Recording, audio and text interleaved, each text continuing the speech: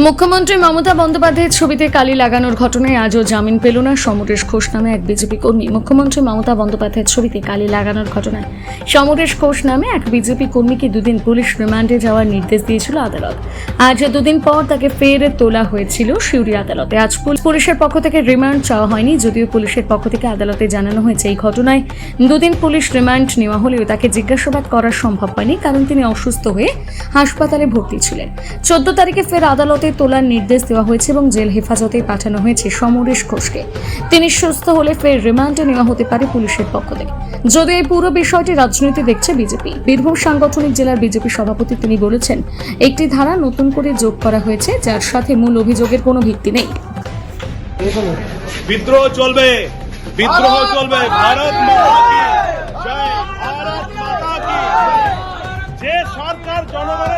যে সরকার জনগণের কাছে সম্মান আশা করে, সেই সরকারের কর্তব্য সুশাসন প্রতিষ্ঠা করা। পশ্চিম বাংলায় সুশাসন প্রতিষ্ঠা হয়নি। বিদ্রোহ চলবে, বিদ্রোহ চলবে।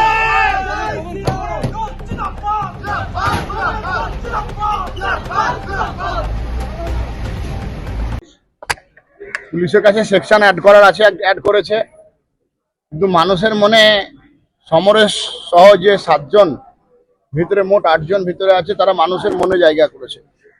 কোনো কিছু নাই। এবং সাধারণ উকিল বাবু যারা ছিলেন তারাও সমর্থন করছেন এই কেসটা। সবাই মনে করেছেন যে জামিন দেওয়া উচিত, কিন্তু যে দুটো ধারা এখানে পুলিশ অ্যাড করেছে এফআইআর এর সঙ্গে কোনো ম্যাচ খাচ্ছে না। জজ সাহেবও দীর্ঘক্ষণ লেখালেখি করলেন, চিন্তা করছেন কি করবে। কিন্তু আমরা আইনের প্রতি ভরসা আছে আমাদের, আমরা সম্মান করি আদালতকে, মহামান্য আদালত। আমরা মনে করছি যে নিশ্চিতভাবে ন্যায় দিবে। এইভাবে আন্দোলনকে দমানো যাবে না।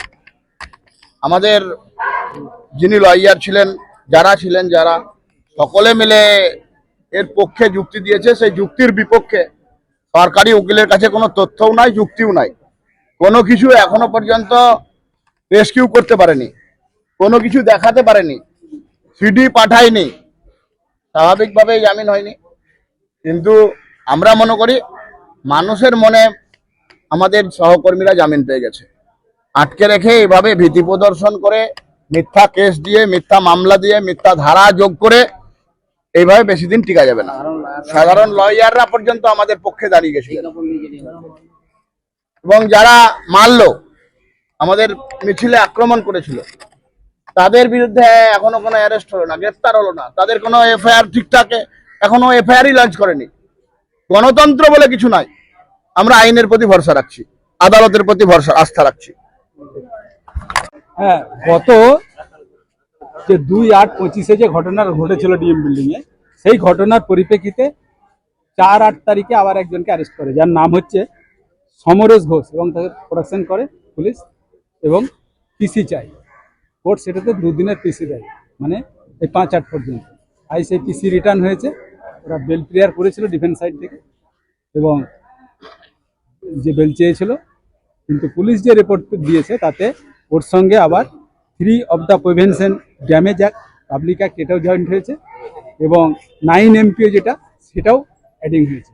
এই দুটো সেকশন অ্যাডিং হয়েছে। আর ওই সরকারি জিনিসপত্র ভাঙচুর এইসব।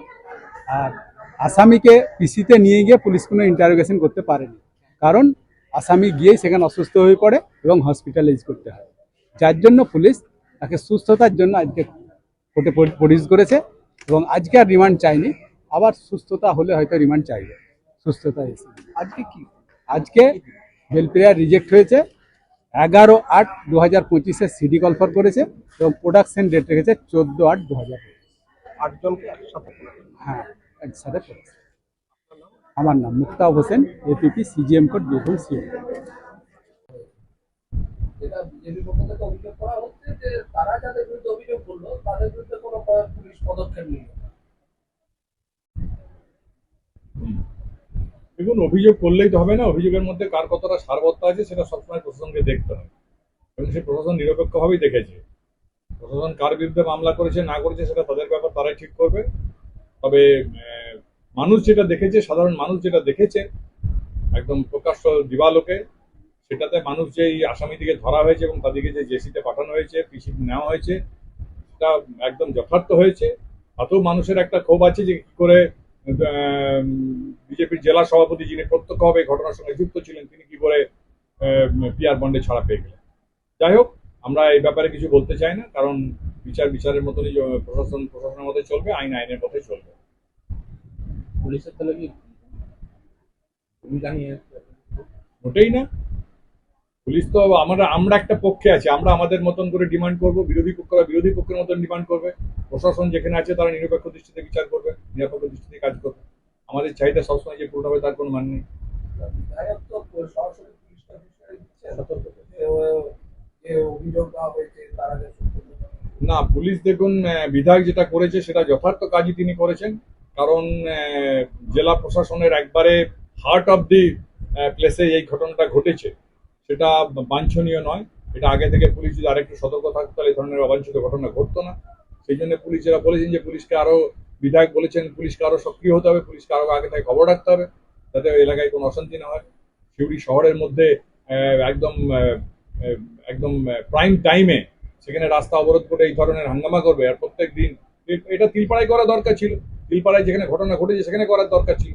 সেখানে প্রথম না করে একদম দৃষ্টি আকর্ষণের জন্য, ছবি তোলাবার জন্য এবং তার একটা প্রায়োরিটি পাওয়ার জন্য, লাইমলাইট আসার জন্য তিনি এই ধরনের ঘটনা ঘটেছেন, সাধারণ মানুষ অনেক ক্ষতিগ্রস্ত হয়েছে।